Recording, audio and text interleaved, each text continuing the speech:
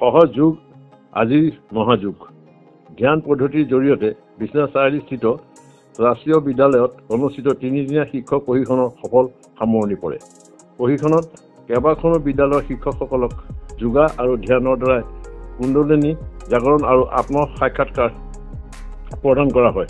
উল্লেখ্য যে আত্ম সাক্ষাৎকাৰ প্ৰাপ্ত লগত সংগতি ৰাখি সহজ যোগ মাতাজী নিৰ্মলা দেৱীৰ দ্বাৰাই মানৱ জাতিৰ অৰ্থে দি যোৱা এটি দান সহ অৰ্থাৎ লগত অৰ্থাৎ জন্মগত লভা যোগ দেৱী প্ৰেমৰ শক্তি।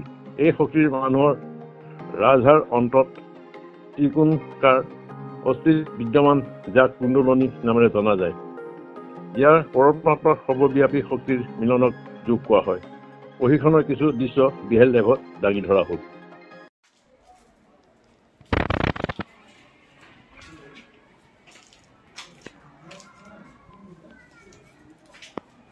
প্ৰদান কৰিলে যি মই অনুভূতি পালোঁ আপুনি মোক পৰম শক্তিৰ লগত লগ লগাই দিলে। কি এয়াই নেকি আপোনাৰ পৰম শক্তি? মই অনুভূতি আপুনি আছিলে সেইকাৰণে আপুনি বিচাৰত আছিলে। আপুনি যে অনেক চিন্তাধাৰাত মানে আপুনি সোমাই আছিলে এনেকুৱাকে মানে আৰু দেই আৰু যাই ন চকু বন্ধ কৰি বোলে হে প্ৰভু হে ঈশ্বৰ হে মা কৃপা কৰি আপুনি অকমান ওপৰত আধা ইঞ্চি 1 ইঞ্চি 8 পিচ কৰি চাওক। আপোনালোকে চাওক যে আপোনালোকৰ মূৰৰ পৰা ঠাণ্ডা গৰম বা কিবা এই পৰুৱা খোজ কঢ়া নিচিনা কিবা অনুভূতি আহিছে। হাতটো ওপৰত অকমান তলত আপ ডাউন কৰি চাওক। গৰম ঠাণ্ডা কিবা ওলাইছে। হে আল্লাহ কি মই আত্মা নেকি? তিনিবাৰ আপুনি প্ৰশ্ন কৰক মই আত্মা নেকি? মুখৰাটো শ্ৰী পিন্ধিলে অকমান চাওকচোন। যদি কোনোবাই তাবিজ পিন্ধিছে নহয় দেই তাবিজ পিন্ধাসকল অলপ ডিষ্টাৰ্ব পাব। কিন্তু তাবিজটো অকমান ক'ৰবাত খুলি এনেকৈ ওলাই গৈছে ইয়াত ক্ৰছ হৈছে তাক আমি সংস্কৃতত হীৰা নাড়ী বুলি কৈছে। আৰু সোঁফালে আপুনি আহক য'ত নাভিৰ তলৰ পৰা এনেকৈ ওলাই গৈছে ইয়াক কৈছে পিংলা নাড়ী। আৰু যিটো মধ্যমা নাড়ী যিটো একেবাৰে ৰাজহাড়ৰ শেষৰ পৰা গৈ আমাৰ মগজুত পাইছে বুজিছে নে? হীৰা মানে মজা বুলিও কয় আৰু সংস্কৃতত ইয়াক নাড়ী বুলি কৈছে। এইটো গৈ পেলাই মগজুত লাগিছে ইয়াৰ নাম হ'ল সুষুম্না নাড়ী। এই তিনিটা নাড়ীয়ে আমাৰ শৰীৰত কিছুমান এই বস্তুখিনিয়ে ক্ৰিয়া কৰে। যেনে ইৰা নাড়ী আমাক সদায় অতীতলৈ লৈ যায়। এই ইৰা নাড়ী অৰ্থাৎ এই বাওঁ ভাগটোৱে আমাক সদায় অতীতক সোঁৱৰাই থাকে। এতিয়া আপোনালোকে অতীতটো কোনটো? ধৰক ৰাতিপুৱাৰ পৰা ঘৰত কি কৰিলে? মই ভাতটো বহুৱাই থৈ আহিছিলোঁ, ভাতটো উলিয়াই থৈ আহিছোঁ, ভাতটো কিবা কৰি যাম গৈ পেলাই আকৌ ভাতটো বনাই থোৱা আছে মাছ আছে মাছৰ লগত খাম হয়নে? এইটো আপুনি ফিউচাৰলৈ যাব। আৰু অতীতৰ কথা যে চালা ভাজিটো ভাজি থৈ অহা হ'লে দেই বা কাপোৰখিনি হেৰি কৰি থৈ অহা হ'লে আপোনাক এইটো ক্ৰিয়া কৰি আছে।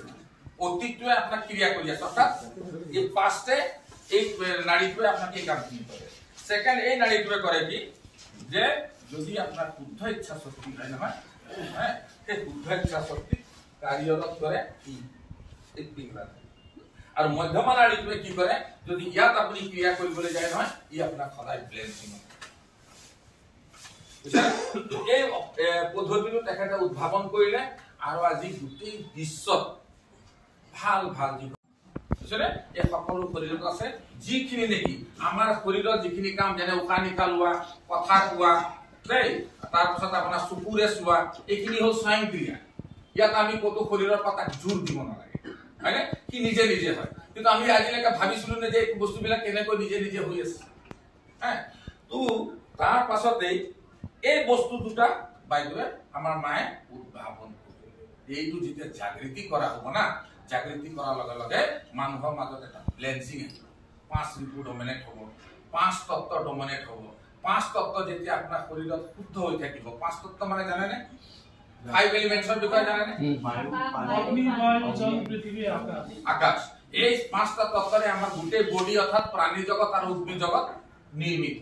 আৰু আজি চাব যে 5টাই কি কৰিছে যে মানৱৰ ইমান পপুলেশ্যন পৃথিৱীত বাঢ়িছে, মানুহে ইমান যান্ত্ৰিক ব্যৱহাৰ কৰিছে, ইমান কেমিকেল ব্যৱহাৰ কৰিছে মাটিত যে এই গোটেই বস্তুখিনি প্ৰদূষিত যাৰ কাৰণে আজি আমি আপোনাৰ কৰোনা নিচিনা ভাইৰাছ আমাৰ ভিতৰতে কেঞ্চাৰ, ভিতৰতে টিবি, ভিতৰতে হাঁওফাঁও অনেক বেমাৰ, হয়নে? গতিকে এনেকুৱা চিটুৱেশ্যনত শ্ৰীমাতেজীয়ে কৰিলে কি যে যদি এজন ব্যক্তি আমি যদি কুণ্ডলী জাগৰণ কৰাই দিওঁ, এই আপোনাৰ শৰীৰ আৰু সেই ঐশ্বিক শক্তি দুটা যেতিয়া আমি আপোনাৰ শৰীৰটোক আৰু ঐশ্বিক শক্তিৰ লগত যেতিয়া ইয়াক পৰিচয় কৰাই দিম না, কৰোৱাৰ লগে লগে মোৰ বডিটো কি হ'ব, ব্লেন্সিঙত আহিব, অৰ্থাৎ সন্তুলনত আহিব। আৰু 5 এলিমেণ্টছ তাৰ বস্তুবিলাক এই কুণ্ডলী উঠোৱাৰ লগে লগে সি নিজে নিজে ক্লিয়াৰ হৈছে। আৰু আমাৰ ভিতৰত মানে এই বস্তুটো তেওঁ উদ্ভাৱন কৰিলে, কৰাৰ পাছতে তেওঁ মানৱ শৰীৰক দেখিলে যে এই যে মানৱ বডিটো আপোনালোকে দেখিছে, এই মানৱ বডিত চাওক যে আপোনাৰ যিটো ৰাজহাড়, ৰাজহাড়ত আপোনাৰ 3টা শিৰা আছে। এটা হ'ল